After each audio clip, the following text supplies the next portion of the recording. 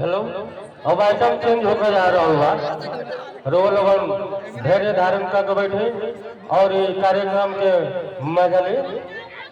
ये वंदना ये जोन बा फैशन शो वाला वंदना है। आई जोन छठी मैया के टू कॉपी करके वंदना हमने को शुरू करे बानी। रिकॉर्डर मास्टर रिकॉर्डिंग शुरू चालू कर देवे खातिर हार्दिक अनुरोध कर रहल बानी। हेलो चेक से बोलो छठी मैया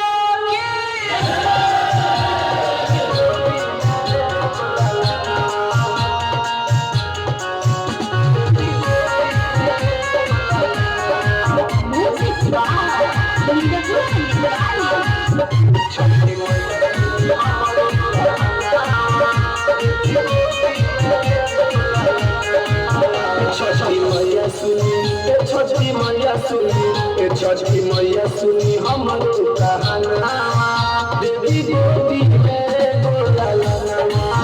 छठी मैया सुनी हमरो कहाना देवी गोदी में गोला लगा। हम हर साल परब बरतिया पूरा डरिए सपना। छठी मैया सुनी छठी मैया सुनी छठी मैया सुनी हमरो कहाना देवी गोदी में गोला लगा।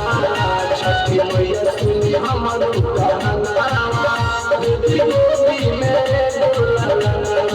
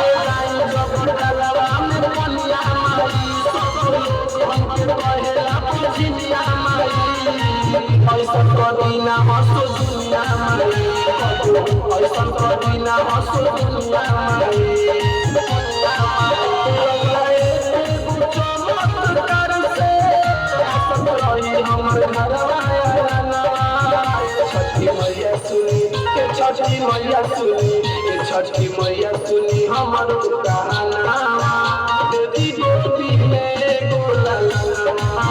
छठी मैया सुनी हमरो कहाना देवी गोदी में गोला लगा।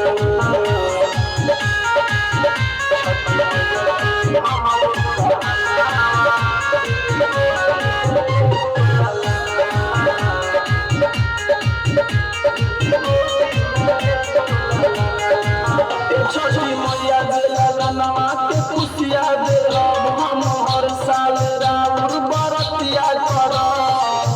हर साल जोड़े जोड़े पुसिया करबे भाई हर साल जोड़े जोड़े पुसिया करब। हर साल जोड़े जोड़े पुसिया करब। छठी मैया दिला नवा के पुसिया दे हम हर साल राउर बरतिया करब। हर साल जोड़े जोड़े पुसिया करबे भाई हर साल जोड़े जोड़े पुसिया करब। अलाला करे रंग सरगारी तोरा हाथ पड़े मैया भजना। छठी मैया सुनी छठी मैया सुनी छठी मैया सुनी हमरो कहाना देवी गोदी में गोला लगा। छठी मैया सुनी हमरो कहाना देवी गोदी